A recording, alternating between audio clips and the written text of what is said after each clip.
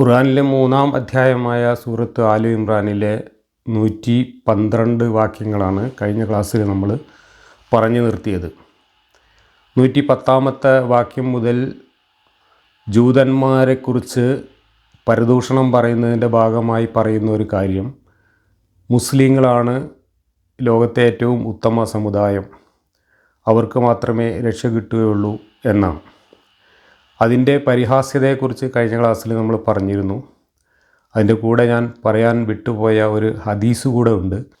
ഈ ഖുർആൻ വാക്യത്തിൻ്റെ വിശദീകരണമായി ബുഖാരിയിലും മറ്റും ഉദ്ധരിച്ചിട്ടുള്ള ഒരു ഹദീസിൽ പറയുന്നത്, മുസ്ലിങ്ങൾ ഉത്തമ സമുദായമാണ് എന്ന് പറയാൻ കാരണം, the people as you bring them with chains on their necks till they embrace Islam. മറ്റുള്ളവരെയൊക്കെ കഴുത്തിൽ ചങ്ങലൊക്കെ ഇട്ട് വലിച്ചു കൊണ്ടുവന്ന് അവരെ നിർബന്ധിച്ച് ഇസ്ലാമിൽ ചേർക്കുന്നു എന്നതാണ് മുസ്ലിങ്ങൾ ഉത്തമ സമുദായമാവാനുള്ള കാരണം എന്ന്. ഇമാം റാസി പറയുന്നത്, ഇസ്ലാമിന് വേണ്ടി മറ്റുള്ളവരോട് യുദ്ധം ചെയ്യുന്നു, അങ്ങനെ സ്വയം ചാവാൻ തയ്യാറാവുന്നു എന്നതാണ് മുസ്ലിങ്ങൾ ഉത്തമ സമുദായമാവാൻ കാരണം എന്നാണ്. ആധുനിക കാലത്തിൻ്റെ ഒരു ധാർമ്മിക മൂല്യം വെച്ചുകൊണ്ട് ഇതിനെക്കുറിച്ചൊന്ന് ചിന്തിച്ചു നോക്കുക. ഇതാണ് ഉദ്ദേശിക്കുന്നതെങ്കിൽ ഈ വാക്യവും ഇതിനനുബന്ധമായി വന്നിട്ടുള്ള ഈ വിശദീകരണവുമൊക്കെ ഒരു ദൈവത്തിൽ നിന്ന് വന്നതാണോ, അതോ മനുഷ്യരാശിയുടെ ആജന്മ ശത്രുവായ ഒരു പിശാചിൽ നിന്ന് വന്നതാണോ എന്ന് വിശ്വാസത്തിൻ്റെ പക്ഷത്ത് നിന്നുകൊണ്ട് തന്നെ നിങ്ങൾക്ക് ആലോചിക്കാവുന്നതാണ്. മറ്റുള്ളവരെ കഴുത്തിൽ ചങ്ങലൊക്കെ ഇട്ട് പിടിച്ചുകൊണ്ട് നിർബന്ധിച്ച് മതം മാറ്റുക എന്നതാണ് ഒരു സമുദായം ഉത്തമ സമുദായമാണ് എന്നതിൻ്റെ ലക്ഷണമെങ്കിൽ, അത് പറഞ്ഞ ദൈവം ഒരിക്കലും മനുഷ്യൻ്റെ നന്മയോ നീതിയോ ആഗ്രഹിക്കുന്ന ഒരു ദൈവമല്ല എന്നും, മനുഷ്യനെ കാലാകാലം തമ്മിൽ കഴുത്തുവെട്ടിക്കുന്ന ഒരു പൈശാചിക ശക്തി മാത്രമാണ് ആ ദൈവമെന്നും നമുക്കിതിൽ നിന്നും ഇന്നത്തെ ഒരു മൂല്യബോധം വെച്ചുകൊണ്ട് നിസ്സംശയം പറയാൻ കഴിയും. കൂടുതലായി ഞാനൊന്നും അതിനെക്കുറിച്ച് പറയുന്നില്ല. നമുക്ക് അടുത്ത വാക്യങ്ങൾ വായിച്ചുകൊണ്ട് ബാക്കി കാര്യങ്ങളിലേക്ക് കടക്കാം. കഴിഞ്ഞ ക്ലാസ്സിൽ നമ്മൾ വായിച്ച 111, 112 വാക്യങ്ങൾ ഒരിക്കൽ കൂടെ വായിക്കാം. ചില്ലറ ശല്യമല്ലാതെ നിങ്ങൾക്ക് ഒരു ഉപദേശവും വരുത്തുവാൻ അവർക്കാവില്ല. ഇനി അവർ നിങ്ങളോട് യുദ്ധത്തിൽ ഏർപ്പെടുകയാണെങ്കിൽ തന്നെ അവർ പിന്തിരിഞ്ഞു ഓടുന്നതാണ്, പിന്നീട് അവർക്ക് സഹായം ലഭിക്കുകയുമില്ല. ഇതൊക്കെ മദീനയിലെ ജൂതന്മാരെക്കുറിച്ച് മദീനക്കാരായ മുസ്ലിം വിശ്വാസികളോട് പറഞ്ഞതാണ് എന്നാണ് ഇതിൻ്റെ വിവരണങ്ങളിൽ നിന്ന് മനസ്സിലാവുന്നത്. 112, നിന്ദ്യത അവരിൽ അടിച്ചേൽപ്പിക്കപ്പെട്ടിരിക്കുന്നു. അവർ എവിടെ കാണപ്പെട്ടാലും അള്ളാഹുവിൽ നിന്നുള്ള പിടിക്കയറോ ജനങ്ങളിൽ നിന്നുള്ള പിടിക്കയറോ മുഖേനയല്ലാതെ അവർക്ക് മോചനമില്ല. അവർ അള്ളാഹുവിൻ്റെ കോപത്തിന് പാത്രമാവുകയും അവരുടെ മേൽ അധമത്വം അടിച്ചേൽപ്പിക്കപ്പെടുകയും ചെയ്തിരിക്കുന്നു. അവർ അള്ളാഹുവിൻ്റെ ദൃഷ്ടാന്തങ്ങൾ തള്ളിക്കളയുകയും അന്യായമായി പ്രവാചകന്മാരെ കൊലപ്പെടുത്തുകയും ചെയ്തുകൊണ്ടിരുന്നതിൻ്റെ ഫലം മാത്രമേ അത്. അവർ അനുസരണക്കേട് കാണിക്കുകയും അതിക്രമം പ്രവർത്തിച്ചു കൊണ്ടിരിക്കുകയും ചെയ്യുന്നതിൻ്റെ ഫലമത്രേ അത്. ഈ ജൂതന്മാർക്ക് നിന്ദ്യതയും ദാരിദ്ര്യവും കഷ്ടപ്പാടും നരകതുല്യമായ ജീവിതവും ഒക്കെ പ്രവചിച്ചുകൊണ്ടുള്ള ഈ ശാപവാക്കുകൾ മദീനയിലുണ്ടായിരുന്ന ജൂതന്മാരെക്കുറിച്ച് അവരുമായി സൗഹൃദത്തിൽ കഴിഞ്ഞിരുന്ന മുസ്ലിങ്ങളോട് പറഞ്ഞതാണ് എന്നാണ് നമ്മൾ ചരിത്രത്തിൽ നിന്നും ഇതിൻ്റെ വ്യാഖ്യാനങ്ങളിൽ നിന്നും മനസ്സിലാവുന്നത്. അപ്പോൾ എത്രമാത്രം കുരുട്ട് ബുദ്ധി ഉപയോഗിച്ചുകൊണ്ടാണ് മനുഷ്യരെ തമ്മിൽ തെറ്റിക്കാൻ ഈ ദൂതനും ദൈവവും ശ്രമിച്ചിരുന്നത് എന്ന് ആലോചിച്ച് നോക്കുക. ഇനി അടുത്ത വാക്യം മുതൽ 113, അവരെല്ലാം ഒരുപോലെയല്ല, നേർമാർഗത്തിൽ നിലകൊള്ളുന്ന ഒരു സമൂഹവും വേദക്കാരിലുണ്ട്. രാത്രി സമയങ്ങളിൽ സുജൂദിൽ ഏർപ്പെട്ടുകൊണ്ട് അവർ അള്ളാഹുവിൻ്റെ വചനങ്ങൾ പാരായണം ചെയ്യുന്നു. ഈ വാചകം വളരെയധികം ആശയക്കുഴപ്പവും അവ്യക്തതയും വ്യാഖ്യാതാക്കളിൽ സൃഷ്ടിച്ചിട്ടുണ്ട്. കാരണം ഇവിടെ വേദക്കാരെക്കുറിച്ചാണ് ഇതുവരെ പറഞ്ഞു വന്നത്. ഈ വാക്യത്തിലും പറയുന്നത് വേദക്കാരെക്കുറിച്ചാണ്. ജൂതന്മാരെയോ ക്രിസ്ത്യാനിയോ അല്ലെങ്കിൽ രണ്ടു കൂട്ടരെയും കൂടെ ചേർത്തോ ആണ് ഈ പറയുന്നത്. അവരെല്ലാവരും മോശക്കാരാണ് എന്നും അവർക്കൊരിക്കലും ഗുണം പിടിക്കുകയില്ല എന്നൊക്കെ പറഞ്ഞു വരുന്നതിൻ്റെ ഇടയിൽ അവരുടെ കൂട്ടത്തിൽ കുറച്ച് ആൾക്കാർ നല്ലവരുണ്ട്. അവർ രാത്രി സമയങ്ങളിൽ സുജൂദിൽ ഏർപ്പെടുന്നു, അള്ളാഹുവിൻ്റെ വചനങ്ങൾ പാരായണം ചെയ്യുന്നു എന്നൊക്കെ പറയുന്നു.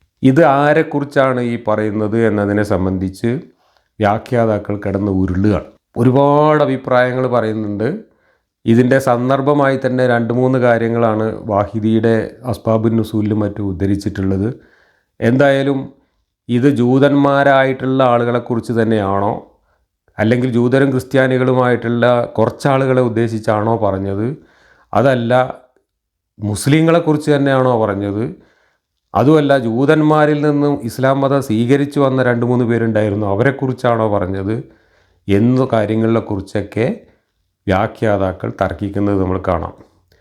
ഇവിടെ മുസ്ലിങ്ങളെക്കുറിച്ചാണ് പറഞ്ഞതെങ്കിലും ജൂതമതത്തിൽ നിന്ന് ഇസ്ലാമിലേക്ക് വന്ന പുതിയ ആളുകളെക്കുറിച്ചാണ് പറഞ്ഞതെങ്കിലും ഈ വാചകം അങ്ങേയറ്റം അസംബന്ധമാണ്.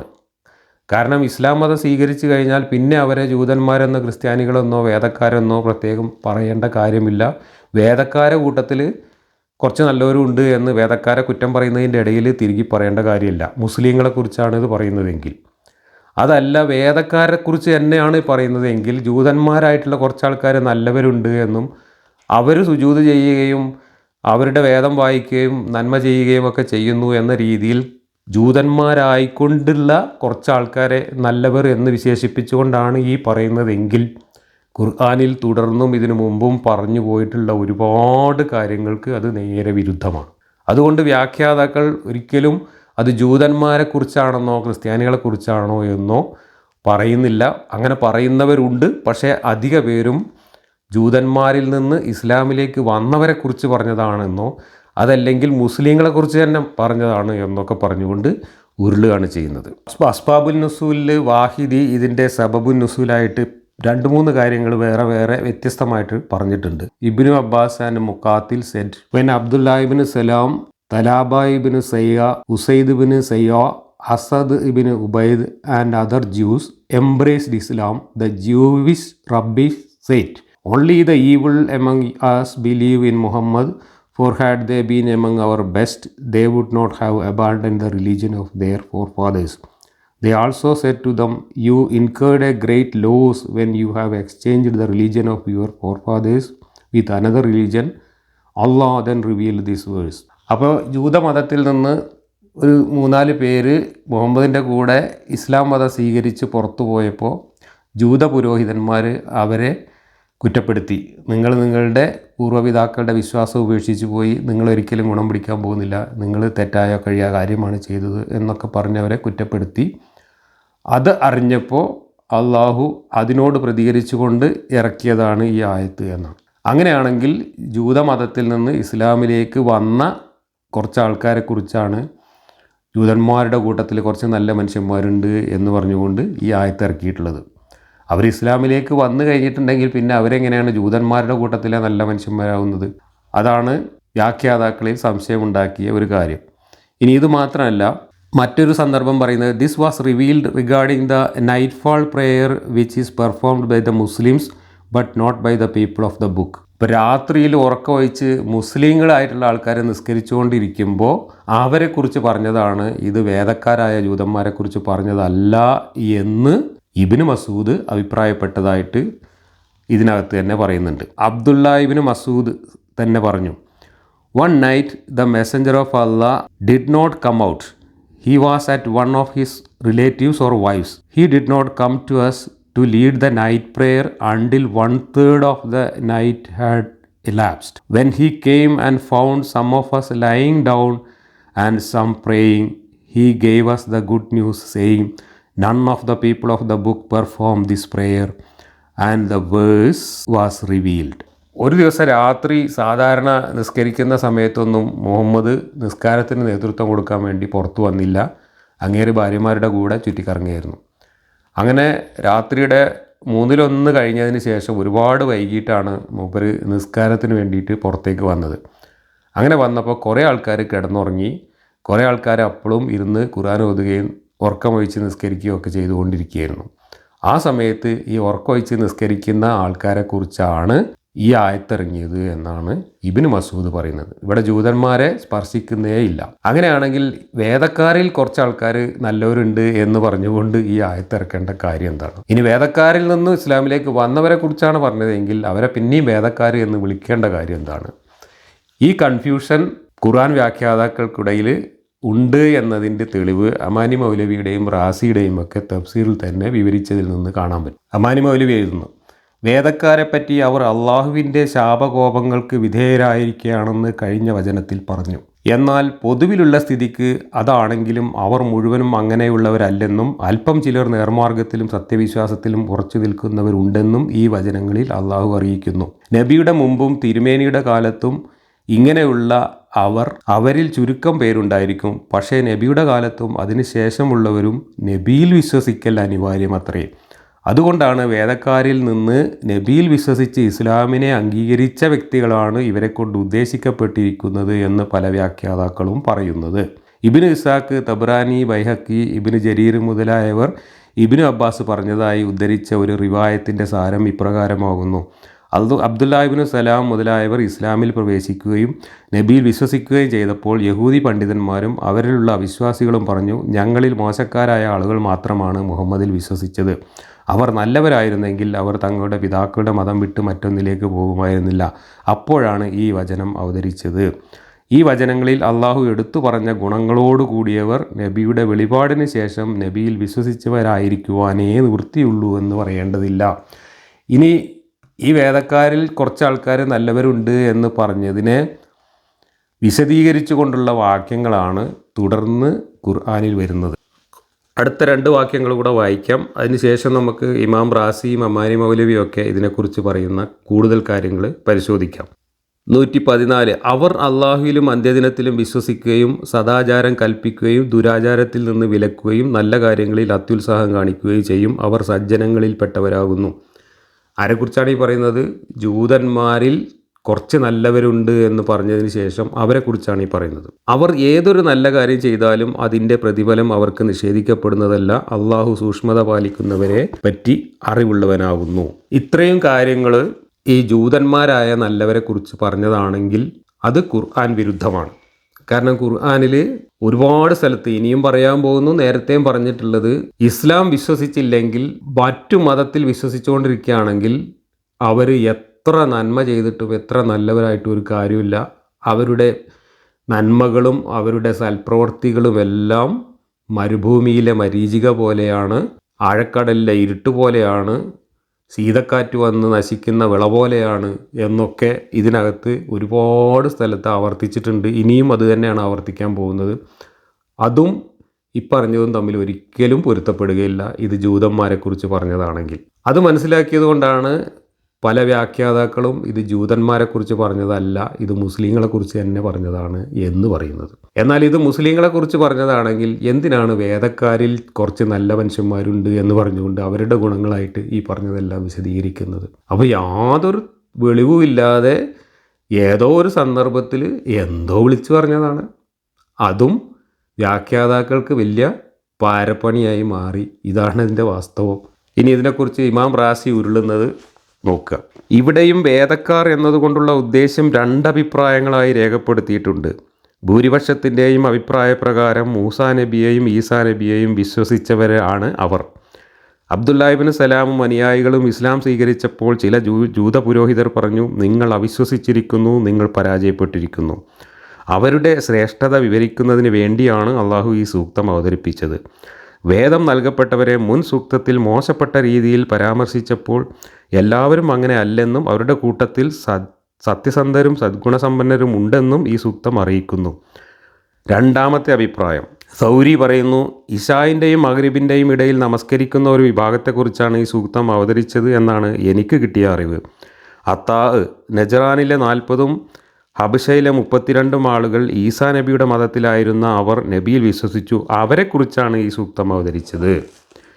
എല്ലാ മതക്കാരിലെയും വേദം ലഭിച്ച വിഭാഗമാണ് ഇവിടെ ഉദ്ദേശിക്കപ്പെടുന്നതെന്നും അഭിപ്രായമുണ്ട്. ഈ അഭിപ്രായത്തെ ബലപ്പെടുത്തുന്ന ഒരു ഹദീസ് ഇബ്നു മസൂദ് റിപ്പോർട്ട് ചെയ്തിട്ടുണ്ട്. നബി ഇശാ നമസ്കാരം പിന്തിച്ചു, പിന്നീട് പള്ളിയിലേക്ക് പുറപ്പെട്ടു. ജനങ്ങളെല്ലാം നിസ്കാരം പ്രതീക്ഷിച്ച് നിൽക്കുന്നു. അപ്പോൾ നബി പറഞ്ഞു, ഈ സമയത്ത് അള്ളാഹുവിനെ ഓർക്കുന്ന ഒരു വിഭാഗം നിങ്ങളിലുള്ള അത്ര മറ്റൊരു സമൂഹത്തിലും ഇല്ല. തുടർന്ന് നബി ഈ സൂക്തം ഓതി. മറ്റൊരു വീക്ഷണം, നബിയിൽ വിശ്വസിച്ച എല്ലാ ആളുകളെയുമാണ് വേദത്തിൻ്റെ ആളുകൾ എന്ന് പറഞ്ഞത്. ഈ സൂക്തത്തിൽ പറയപ്പെട്ട വിഭാഗത്തെ 8 വിശേഷണങ്ങൾ കൊണ്ട് അള്ളാഹു പരാമർശിച്ചു. 1. കായിമൂൻ, രാത്രിയുടെ യാമങ്ങളിൽ തഹജ്ജുദ് നമസ്കരിക്കുകയും ഖുർആൻ പാരായണം നടത്തുകയും ചെയ്യുന്നവർ. സത്യസരണി മുറുകെ പിടിക്കുന്നവരായിട്ടുള്ളത് കൊണ്ടാണ് ഇങ്ങനെ വിശേഷിപ്പിച്ചതെന്ന് പറയുന്നവരുമുണ്ട്. 2 രാത്രിയിൽ അള്ളാഹുവിൻ്റെ ഗ്രന്ഥമായ വിശുദ്ധ ഖുർആൻ പാരായണം ചെയ്യുന്നവർ. 3 സുജൂദ് ചെയ്യുന്നവർ. ജൂതർ തഹജ്ജുദ് നമസ്കരിച്ചിരുന്നു എന്ന് ഒരു നിവേദനത്തിലുണ്ട്. 4 അള്ളാഹുവിലും അന്ത്യനാളിലും വിശ്വസിക്കുന്നവർ. മനുഷ്യൻ്റെ പരിപൂർണ യാഥാർത്ഥ്യത്തെ അതിൻ്റെ ശരിയായ അർത്ഥത്തിൽ മനസ്സിലാക്കുകയും നന്മ പ്രവർത്തിക്കുകയും ചെയ്യുന്നവർ. പ്രവർത്തനത്തിൽ ഏറ്റവും ശ്രേഷ്ഠമായത് നമസ്കാരവും വാക്കുകളിൽ ഏറ്റവും ശ്രേഷ്ഠമായത് അള്ളാഹുവിനെ സ്മരിക്കലും ആന്തരിക ജ്ഞാനങ്ങളിൽ ഏറ്റവും ശ്രേഷ്ഠമായത് തുടക്കവും ഒടുക്കവും അറിയലും ആകുന്നു. ഈ സൂക്തത്തിൻ്റെ സാരാംശത്തിൽ ഈ വസ്തുതകൾ അടങ്ങിയിട്ടുണ്ട്. 5 നന്മ കൽപ്പിക്കുന്നവർ. 6 തിന്മ വിരോധിക്കുന്നവർ. 7 നന്മകളിൽ മത്സരബുദ്ധി കാണിക്കുന്നവർ. മരണം വന്നാൽ അവസരം നഷ്ടപ്പെടുമോ എന്ന ഭയത്താൽ വേഗത്തിൽ സുഹൃതങ്ങൾ ചെയ്യുന്നവർ. അപ്പോൾ ഇമാം റാസി ഈ പറഞ്ഞതനുസരിച്ച് ഇതാരെക്കുറിച്ചാണ് പറഞ്ഞത് എന്ന കാര്യത്തിൽ 5-6 അഭിപ്രായങ്ങൾ ഉണ്ട് എന്നും ഓരോരുത്തരും ഓരോ അഭിപ്രായങ്ങൾക്ക് ന്യായം നികത്താൻ വേണ്ടിയിട്ട് മറ്റ് ഖുർആൻ വാക്യങ്ങളും ഹദീസുകളും ഒക്കെ ഉദ്ധരിച്ചുകൊണ്ട് വന്നിട്ടുണ്ട് എന്നും വ്യക്തമാണ്. ഇവിടെ പറയുന്ന ആൾക്ക് വെളിവില്ലാതെ പോയി എന്നുള്ളതാണ് ഇതിൻ്റെ യഥാർത്ഥ വസ്തുത. കാരണം ജൂതന്മാരിൽ നിന്ന് ഇസ്ലാം മതം സ്വീകരിച്ചവരെക്കുറിച്ച് ജൂതന്മാർ മോശം അഭിപ്രായം പറയുന്നു എന്ന് കേട്ടപ്പോഴാണ് ഈ ആയത്തിറങ്ങിയതെങ്കിൽ ആ ജൂതമതത്തിൽപ്പെട്ട കുറച്ച് നല്ല മനുഷ്യന്മാർ ഇസ്ലാമിലേക്ക് വന്നിട്ടുണ്ട്, അവരെ ഉദ്ദേശിച്ചാണ് ഇത് പറഞ്ഞതെങ്കിൽ അവിടെ വേദക്കാരിൽ കുറച്ച് നല്ലവരുണ്ട് എന്ന് പറയേണ്ട ആവശ്യമില്ല. കാരണം അവർ വേദക്കാരെല്ലാവരും മുസ്ലിങ്ങളാണ്. മുസ്ലിങ്ങൾ എന്ന് പറഞ്ഞാൽ മുഹമ്മദ് നബിയുടെ കാലത്തെ എല്ലാ മുസ്ലിങ്ങളും മറ്റു മതങ്ങളിൽ നിന്നും മറ്റു വിശ്വാസങ്ങളിൽ നിന്നും ഇങ്ങോട്ട് വന്നവരാണ്. അങ്ങനെ വന്നവരെയാണല്ലോ മുസ്ലിങ്ങൾ എന്ന് ഇതുവരെ സംബോധന ചെയ്തു പോകുന്നത്. അതല്ലാതെ മുസ്ലിങ്ങളുടെ കൂട്ടത്തിൽ കുറച്ച് നല്ലവരുണ്ട്, ക്രിസ്ത്യാനികളുടെ കൂട്ടത്തിൽ കുറച്ച് നല്ലവരുണ്ട്, ജൂതന്മാരുടെ കൂട്ടത്തിൽ കുറച്ച് നല്ലവരുണ്ട് എന്ന് ഇസ്ലാമിലേക്ക് വന്ന ആളുകളെക്കുറിച്ച് പറയേണ്ട ആവശ്യമില്ലല്ലോ. അവരല്ലേ മുസ്ലിങ്ങൾ എന്ന് പറയുന്നത്. അപ്പോൾ എന്തോ മനസ്സിൽ വെച്ചുകൊണ്ട് ജൂതന്മാരെ പുകഴ്ത്തിക്കൊണ്ട് എന്ന രീതിയിൽ അങ്ങോട്ട് പറഞ്ഞു. പിന്നീട് ആ പറഞ്ഞത് വിശദീകരിച്ച് വന്നപ്പോൾ അത് ജൂതന്മാർക്ക് ഒരിക്കലും യോജിക്കാത്ത വിശേഷണങ്ങളായി മാറി. ജൂതന്മാരിൽ നിന്ന് ഇസ്ലാമിലേക്ക് വന്നവർക്ക് പോലും യോജിക്കാത്ത പ്രവാചകന്മാരെ പോലുള്ള അങ്ങേയറ്റം പുണ്യം ചെയ്തവർക്ക് മാത്രം യോജിക്കുന്ന വിശേഷണങ്ങളാണ് പിന്നെ അവരെക്കുറിച്ച് പറഞ്ഞത്. ആ പറഞ്ഞത് മുഴുവൻ ജൂതന്മാരിൽ കുറച്ച് ആളുകളെക്കുറിച്ച് എന്ന രീതിയിലാണ് ഖുർആനിൽ എഴുതി വെച്ചിട്ടുള്ളത്. ഇങ്ങനെ യാതൊരു വെളിവും വെള്ളിയാഴ്ചയും ഇല്ലാതെ സന്ദർഭത്തിനനുസരിച്ച് വായിൽ തോന്നിയത് വിളിച്ചു പറയുകയായിരുന്നു മുഹമ്മദിൻ്റെ പണി. അതെല്ലാം പാവം അള്ളാഹുവിൻ്റെ പെരടിയിൽ വീഴുകയും ചെയ്തു. അടുത്ത വാക്യം 116. സത്യനിഷേധികളെ സംബന്ധിച്ചിടത്തോളം അവരുടെ സ്വത്തുക്കളോ സന്താനങ്ങളോ അള്ളാഹുവിൻ്റെ ശിക്ഷയിൽ നിന്ന് അവർക്ക് ഒട്ടും രക്ഷ നേടിക്കൊടുക്കുന്നതല്ല. അവരാണ് നരകാവകാശികൾ, അവരതിൽ നിത്യവാസികളായിരിക്കും. ഇവിടെ ഇസ്ലാം സ്വീകരിക്കാത്ത മുഴുവൻ ആളുകളെയുമാണ് കാഫറുകൾ എന്നും സത്യനിഷേധികൾ എന്നും പറഞ്ഞുകൊണ്ട് നിത്യ നരകവാസികൾ എന്ന് വിശേഷിപ്പിക്കുന്നത്. അപ്പോൾ പിന്നെ ജൂതന്മാരുടെ കൂട്ടത്തിൽ കുറച്ച് നല്ല ആൾക്കാരുണ്ട് എന്ന് പറഞ്ഞുകൊണ്ട് ഈ വിശേഷണം മുഴുവൻ പറഞ്ഞത് ഇസ്ലാം വിശ്വസിക്കാത്ത ജൂതന്മാരെക്കുറിച്ചാണെങ്കിൽ അത് വലിയൊരു വൈരുദ്ധ്യമാണ്. അതല്ല ഇസ്ലാം വിശ്വസിച്ചവരെക്കുറിച്ചാണ് പറഞ്ഞതെങ്കിൽ ജൂതന്മാരുടെ കൂട്ടത്തിൽ കുറച്ച് നല്ലവരുണ്ട് എന്ന് പറഞ്ഞത് മഹാമണ്ടത്തരവുമാണ്. ഇനി ഈ നരകത്തിലായിരിക്കും നിത്യനരകത്തിലായിരിക്കും എന്ന് പറഞ്ഞ സത്യനിഷേധികൾ ആരാണ്? അതിനെക്കുറിച്ചും പല അഭിപ്രായങ്ങളാണുള്ളത്. ഇബ്നു അബ്ബാസ് പറയുന്നത് അത് കഅബ് ഇബ്നു അഷ്റഫ് എന്ന് പറയുന്ന ജൂത പണ്ഡിതനെ കുറിച്ചാണ് പറഞ്ഞത് എന്ന്. ഇമാം റാസിയുടെ തഫ്സീറിൽ പറയുന്നത് അത് അബൂ സുഫിയാൻ്റെ കാര്യത്തിലാണ് എന്ന് പറഞ്ഞിട്ടുണ്ട്. ദൈവനിഷേധികൾക്കുള്ള താക്കീതാണ് ഈ സൂക്തത്തിൽ. ദൈവനിഷേധികളിൽ ചിലരെയാണ് ഇവിടെ ഉദ്ദേശിക്കുന്നത് എന്നാണ് അഭിപ്രായം. ബനു ഖുറൈളയെയും നദീറിനെയും കുറിച്ചാണ് പരാമർശമെന്നാണ് ഇബ്നു അബ്ബാസിൻ്റെ പക്ഷം. ഖുറൈശികളിലെ ബഹുദൈവ വിശ്വാസികളെക്കുറിച്ചാണ് ഇത് അവതരിപ്പിച്ചത് എന്ന് അഭിപ്രായമുണ്ട്. അബൂജഹൽ തൻ്റെ സ്വത്തുക്കളുടെ പേരിൽ അമിതമായി അഹങ്കരിച്ചിരുന്നു. ഇത് അബൂ സുഫിയാൻ്റെ കാര്യത്തിലാണ് അവതരിച്ചതെന്നും ചിലർ പറയുന്നു. ബദറിലും ഉഹദിലും മറ്റും നബിക്കെതിരെ ധാരാളം സ്വത്തുക്കൾ അദ്ദേഹം ചെലവഴിച്ചിരുന്നുവല്ലോ. മുഴുവൻ ദൈവനിഷേധികളുടെയും കാര്യത്തിലാണ് ഈ സൂക്തം അവതരിച്ചത് എന്ന് അഭിപ്രായപ്പെട്ടവരുമുണ്ട്. അപ്പോൾ ഈ അബൂ സുഫിയാനെ കുറിച്ചാണ് ഇത് പറഞ്ഞതെങ്കിൽ അബൂ സുഫിയാൻ നിത്യനരകത്തിലായിരിക്കും എന്നാണ് ഖുർആൻ പറയുന്നത്. ഈ അബൂ സുഫിയാൻ്റെ പേര് കേട്ടാൽ റളിയല്ലാഹു അൻഹു സലാത്തും ഒക്കെ ചെല്ലുന്നവരാണ് മുസ്ലിങ്ങൾ. വാളിൻ്റെ നിഴലിൽ ഞാനും വിശ്വസിച്ചിരിക്കുന്നു എന്ന് പറഞ്ഞുകൊണ്ട് അവസാനം മക്ക വിജയ സമയത്ത് ഇസ്ലാമിലേക്ക് വന്ന ആളാണ് അബൂ സുഫിയാൻ. ആ അബൂ സുഫിയാനെക്കുറിച്ചാണ് അയാൾ നിത്യനരകത്തിലായിരിക്കും എന്നിവിടെ ഖുർആനിൽ അള്ളാഹു പ്രവചിച്ചത്. അള്ളാഹുവിൻ്റെ പ്രവചനം പൊളിഞ്ഞു എന്നർത്ഥം. 117. ഈ ഐഹിക ജീവിതത്തിൽ അവർ ചെലവഴിക്കുന്നതിനെ ഉപമിക്കാവുന്നത് ആത്മദ്രോഹികളായ ഒരു ജനവിഭാഗത്തിൻ്റെ കൃഷിയിടത്തിൽ ആഞ്ഞുവീശി അതിനെ നശിപ്പിച്ചു കളഞ്ഞ ഒരു ശീതക്കാറ്റിനോടാകുന്നു. അള്ളാഹു അവരോട് ദ്രോഹം കാണിച്ചിട്ടില്ല, പക്ഷേ അവർ സ്വന്തത്തോട് തന്നെ ദ്രോഹം ചെയ്യുകയായിരുന്നു. സമ്പത്ത് ചെലവഴിച്ചുകൊണ്ട് സുഖമായിട്ട് ഇവിടെ ജീവിക്കുന്ന കഅബ് ബിൻ അശ്റഫിനെ പോലുള്ള ജൂത പണ്ഡിതന്മാരും ജൂത നേതാക്കന്മാരും ജൂതഗോത്രക്കാരും ഒക്കെ അവർ ചെയ്യുന്ന ഒരു കർമ്മത്തിനും യാതൊരു ഫലവും ഉണ്ടാവില്ല. അതെല്ലാം വിളവെടുപ്പിന് സമയമായ സമയത്ത് ആഞ്ഞുവീശി വിളവിനെ നശിപ്പിച്ച ഒരു ശീതക്കാറ്റ് പോലെ ആയിത്തീരും എന്നാണ് ഇവിടെ ഉപമയായിട്ട് അവതരിപ്പിക്കുന്നത്. അപ്പോൾ ഇസ്ലാമിൽ വിശ്വസിക്കാത്ത ഒരാൾക്കും അവരുടെ ഒരു നന്മയും അവരുടെ ഒരു സമ്പത്തും അവരെന്ത് ചിലവാക്കിയിട്ട് എന്ത് ചെയ്തിട്ടും കാര്യമില്ല, അതെല്ലാം ധൂളിയായി പോകുമെന്ന് പലയിടത്തും ഖുർആനിൽ ആവർത്തിച്ചിട്ടുണ്ട്. അതിനെല്ലാം വിരുദ്ധമാണ് ജൂതന്മാരെ വേദക്കാർ എന്ന നിലയിൽ അവരെ പുകഴ്ത്തിക്കൊണ്ട് നേരത്തെ പറഞ്ഞ വാക്യങ്ങൾ. 118 സത്യവിശ്വാസികളെ, നിങ്ങൾക്ക് പുറമേയുള്ളവരിൽ നിന്ന് നിങ്ങൾ ഉള്ളുകള്ളിക്കാരെ സ്വീകരിക്കരുത്. നിങ്ങൾക്ക് അനർത്ഥമുണ്ടാക്കുന്ന കാര്യത്തിൽ അവർ ഒരു വീഴ്ചയും വരുത്തുകയില്ല. നിങ്ങൾ ബുദ്ധിമുട്ടുന്നതാണ് അവർക്ക് ഇഷ്ടം. വിദ്വേഷം അവരുടെ വായിൽ നിന്ന് വെളിപ്പെട്ടിരിക്കുന്നു. അവരുടെ മനസ്സുകൾ ഒളിച്ചു വെക്കുന്നത് കൂടുതൽ ഗുരുതരമാകുന്നു. നിങ്ങൾക്കിതാ നാം തെളിവുകൾ വിവരിച്ചു തന്നിരിക്കുന്നു. നിങ്ങൾ ചിന്തിക്കുന്നവരാണെങ്കിൽ. വളരെ ഗുരുതരവും നീചവുമായിട്ടുള്ള ഒരു പ്രസ്താവനയാണ് ഇപ്പോൾ നമ്മൾ വായിച്ചത്. കാരണം മറ്റു മതക്കാരായ ആളുകളെ ഒരിക്കലും വിശ്വസിക്കുകയോ അവരുമായിട്ട് ഏതെങ്കിലും തരത്തിലുള്ള ആത്മബന്ധമോ ജീവിതബന്ധമോ തുടരുകയോ ചെയ്യരുത്. അവരെല്ലാം നിങ്ങളുടെ ശത്രുക്കളാണ്. നിങ്ങളുടെ രഹസ്യങ്ങൾ ചോർത്തിക്കൊണ്ടുപോകാൻ സാധ്യതയുണ്ട്. നിങ്ങൾക്ക് ഒരിക്കലും അത്തരം ആളുകളുമായിട്ട് ഒരു ബന്ധവും ഉണ്ടാവാൻ പാടില്ല എന്നൊക്കെയാണ് ഇവിടെ പറയുന്നത്. ഇത് അവതരിപ്പിച്ചതിൻ്റെ സന്ദർഭമായിട്ട് വ്യാഖ്യാനങ്ങളിൽ കാണുന്നത് ഞാൻ നേരത്തെ പലവട്ടം പറഞ്ഞതുപോലെ തന്നെ മദീനയിലെ ജൂതരും മദീനയിൽ മുഹമ്മദിൻ്റെ കൂടെ കൂടിയ മുസ്ലിങ്ങളും തമ്മിലുണ്ടായിരുന്ന ആത്മബന്ധവും കുടുംബബന്ധവും മുലകുടി ബന്ധവും ആ ബന്ധം കാരണം അവരുമായിട്ടുള്ള സൗഹൃദം തുടർന്നുകൊണ്ടിരുന്നു. ഇവരുടെ ജീവിത പ്രശ്നങ്ങളൊക്കെ അവരുമായിട്ട് ചർച്ച ചെയ്തുകൊണ്ടിരുന്നു. അങ്ങനെ ആ ബന്ധം തുടരുകയാണെങ്കിൽ മുസ്ലിങ്ങളുടെ രഹസ്യമൊക്കെ ചോർന്നു പോകാൻ സാധ്യതയുണ്ട് എന്നാണ് മുഹമ്മദ് അള്ളാഹുവിൻ്റെ പേരിൽ അവരെ പറഞ്ഞു ധരിപ്പിക്കുന്നത്. അപ്പോൾ മുസ്ലിങ്ങൾ എന്ന് പറഞ്ഞാൽ എന്തോ ദുരൂഹതയുള്ള ഒരു കൂട്ടരാണ് എന്നും അവർക്കൊരുപാട് രഹസ്യങ്ങളുണ്ട് എന്നും അവരും മറ്റുള്ള മതക്കാരും തമ്മിൽ സൗഹൃദത്തിലായി കഴിഞ്ഞാൽ ഇവരുടെ രഹസ്യങ്ങളും ഇവരുടെ ദുരൂഹതകളൊക്കെ ചോർന്നു പോകുമെന്നും അത് മുസ്ലിങ്ങൾക്ക് ദോഷം ചെയ്യുമെന്നും ഒക്കെ ഒരു പടച്ചോൻ ഇങ്ങനെ എഴുതി വെക്കണമെങ്കിൽ ഇസ്ലാം എന്ന മതവും ആ മതമുണ്ടാക്കിയ പടച്ചോനുമൊക്കെ എത്ര ജുഗുപ്സാവഹമായ ആശയങ്ങളാണ് മനുഷ്യൻ്റെ മുമ്പിലേക്ക് വെക്കുന്നത് എന്ന് ആലോചിച്ച് നോക്കുക. ഇങ്ങനെ ഒരു സുതാര്യതയില്ലാത്ത എന്തൊക്കെയോ രഹസ്യങ്ങളും എന്തൊക്കെയോ നിഗൂഢതകളും മൂടി വെച്ചുകൊണ്ട് മറ്റുള്ളവരിൽ നിന്നെല്ലാം അകന്നു നിൽക്കേണ്ട ഒരു സമൂഹമാണ് മുസ്ലിങ്ങൾ എന്ന് പറഞ്ഞാൽ എന്താണ് അതിൻ്റെ അർത്ഥം? അതിൻ്റെ അർത്ഥം മുഹമ്മദിൻ്റെ മനസ്സിൽ അങ്ങനെ ആയിരുന്നു. മുഹമ്മദ് അപ്പുറത്തുണ്ടായിരുന്ന ജൂതന്മാരെ ഏതെങ്കിലും തരത്തിൽ കൊന്നൊടുക്കണമെന്നോ അല്ലെങ്കിൽ ആട്ടി ഓടിക്കണമെന്നോ അവരുടെ സ്വത്ത് കൊള്ളയടിക്കണമെന്നോ മനസ്സിൽ പ്ലാൻ ചെയ്തിട്ടാണ് മദീനക്കാരുമായിട്ട് ഈ സംവാദങ്ങളെല്ലാം നടത്തിക്കൊണ്ടിരുന്നത്. പക്ഷേ മദീനക്കാർക്ക് അത് മനസ്സിലായിരുന്നില്ല ആദ്യഘട്ടത്തിൽ. അവർ മറ്റവരുമായിട്ട് വളരെയധികം ആത്മബന്ധമുള്ളവരായിരുന്നു.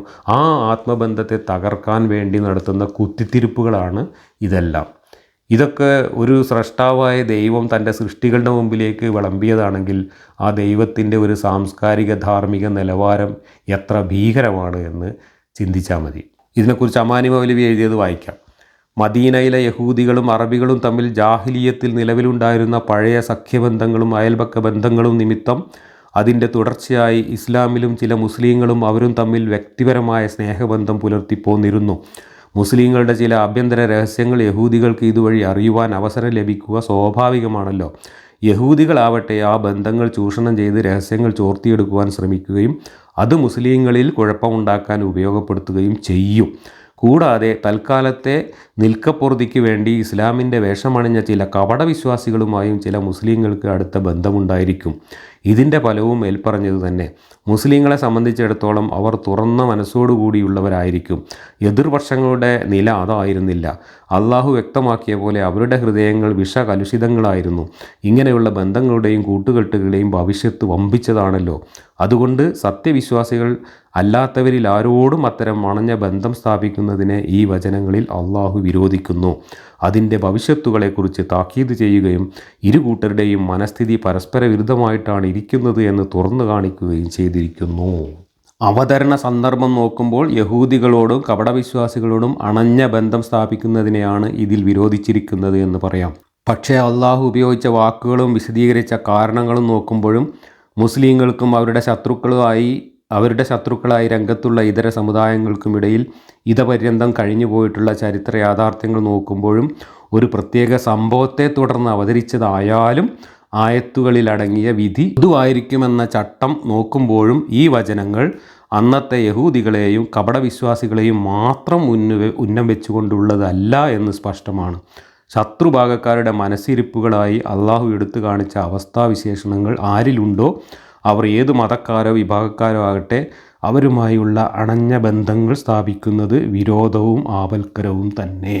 അപ്പോൾ ഈ പറഞ്ഞതിൻ്റെ ചുരുക്കം, മുസ്ലിങ്ങൾ മറ്റു മതക്കാരെയൊക്കെ സംശയദൃഷ്ടിയോടുകൂടി വേണം എപ്പോഴും നോക്കാൻ. അവരുമായിട്ട് അടുത്ത ആത്മബന്ധങ്ങൾ ഒരു തരത്തിലും സ്ഥാപിക്കരുത്. അവർക്ക് മുസ്ലിങ്ങളുടേതായ സ്ഥാപനങ്ങളിൽ സ്ഥാനമാനങ്ങളോ അധികാര സ്ഥാനങ്ങളോ ഒന്നും നൽകരുത് എന്നൊക്കെ തുടർന്ന് ഇതിന് വ്യാഖ്യാനങ്ങൾ വന്നിട്ടുണ്ട്. അതിൻ്റെ ഉദാഹരണങ്ങളൊക്കെ ഹദീസിൽ നിന്ന് പല തഫ്സീറുകളിലും ഉദ്ധരിച്ചിട്ടുണ്ട്. ഇബ്നു അബി ഹാത്തിം ഉദ്ധരിക്കുന്നു, ഉമറിനോട് പറയപ്പെട്ടു, ഇവിടെ ഹീറക്കാരിൽപ്പെട്ട ഒരു ചെറുപ്പക്കാരനുണ്ട്, അവൻ ഓർമ്മശക്തിയുള്ളവനും എഴുത്തുകാരനുമാണ്, അവനെ അവിടുന്ന് ഒരു എഴുത്തുകാരനായി എടുക്കുന്നത് കൊള്ളാം എന്ന്. അപ്പോൾ അദ്ദേഹം പറഞ്ഞു, ഞാൻ അങ്ങനെ ചെയ്താൽ സത്യവിശ്വാസികൾക്ക് പുറമെയുള്ളവരിൽ നിന്ന് ഞാൻ ഒരു വിധാനത്തിനെ സ്വീകരിക്കുകയായിത്തീരും. ഇത് ഉദ്ധരിച്ചുകൊണ്ട് ഇബ്നു കസീർ ചൂണ്ടിക്കാട്ടിയതുപോലെ ഖുർആൻ്റെ വാക്കും ഉമറിൻ്റെ വാക്കും കൂടി നോക്കുമ്പോൾ മുസ്ലിങ്ങൾക്ക് കപ്പം കൊടുത്തുകൊണ്ട് അവരുടെ കീഴിൽ ജീവിക്കുന്ന വിമതസ്ഥരെ പോലും മുസ്ലിങ്ങളുടെ ഉള്ളുകള്ളികൾ അറിയുവാൻ ഇടവരുന്ന ജോലിയിൽ നിശ്ചയിക്കാൻ പാടില്ല എന്ന് മനസ്സിലാക്കാവുന്നതാണ്. ഭരണകൂടത്തിൻ്റെ കീഴിൽ എഴുത്തു ജോലി നടത്തുന്ന ആൾ ഭരണപരമായ രഹസ്യങ്ങൾ മനസ്സിലാക്കി അത് ശത്രുക്കൾക്ക് ഒറ്റിക്കൊടുക്കുവാൻ സാധ്യതയുണ്ടല്ലോ. ഇതൊക്കെ അനുസരിച്ചാണ് പല ഇസ്ലാമിക രാജ്യങ്ങളിലും നിയമങ്ങൾ ഉണ്ടാക്കി വെച്ചിട്ടുള്ളത്. ഒരു കമ്പനിയിലോ ഒരു സ്ഥാപനത്തിലോ മേലധികാരിയായി പോലും അന്യമതക്കാരെ നിയോഗിക്കാൻ പാടില്ല എന്ന നിയമം സൗദി അറേബ്യയിലൊക്കെ അടുത്ത കാലം വരെ നിലവിലുണ്ട്. ഈ ആയത്തിറങ്ങിയതിൻ്റെ പശ്ചാത്തലമായിട്ട് വാഹിദി തഫ്സീറിൽ എഴുതി വച്ചിരിക്കുന്നത്, this was revealed about a group of believers who took some hypocrites in intimate friends and had ties with some Jewish men due to bonds of kinship, friendship, alliance, neighborhood and milk relations which they had with them. Allah revealed this verse, warning them against taking them as intimates for fear lest they turn them away from their religion. അപ്പോൾ ജൂതന്മാരുമായിട്ട് ഇങ്ങനെയുള്ള കുടുംബ ബന്ധങ്ങളും ആത്മബന്ധങ്ങളും ഉണ്ടായിരുന്ന മുസ്ലിങ്ങളെ അതിൽ നിന്ന് പിന്തിരിപ്പിക്കാൻ വേണ്ടിയിട്ട് അവതരിപ്പിച്ചതാണ് ഈ വാക്യം എന്ന് ഇതിൻ്റെ സന്ദർഭ വിവരണത്തിൽ പറയുന്നു. അടുത്ത വാക്യം 119. നോക്കൂ നിങ്ങളുടെ സ്ഥിതി, നിങ്ങൾ അവരെ സ്നേഹിക്കുന്നു, അവർ നിങ്ങളെ സ്നേഹിക്കുന്നില്ല. നിങ്ങൾ എല്ലാ വേദഗ്രന്ഥങ്ങളിലും വിശ്വസിക്കുകയും ചെയ്യുന്നു. നിങ്ങളെ കണ്ടുമുട്ടുമ്പോൾ അവർ പറയും ഞങ്ങൾ വിശ്വസിച്ചിരിക്കുന്നു എന്ന്. എന്നാൽ അവർ തനിച്ചാകുമ്പോൾ നിങ്ങളോടുള്ള അരിശം കൊണ്ട് അവർ വിരലുകൾ കടിക്കുകയും ചെയ്യും. പറയുക, നിങ്ങളുടെ അരിശം കൊണ്ട് നിങ്ങൾ മരിച്ചുകൊള്ളൂ, തീർച്ചയായും അള്ളാഹു മനസ്സുകളിലുള്ളത് അറിയുന്നവനാകുന്നു. നിങ്ങളുടെ അരിശം കൊണ്ട് നിങ്ങൾ ചത്തുകൊള്ളൂ എന്ന് അവരോട് പറയാനാണ് അള്ളാഹു ഇവിടെ ഉപദേശിക്കുന്നത്.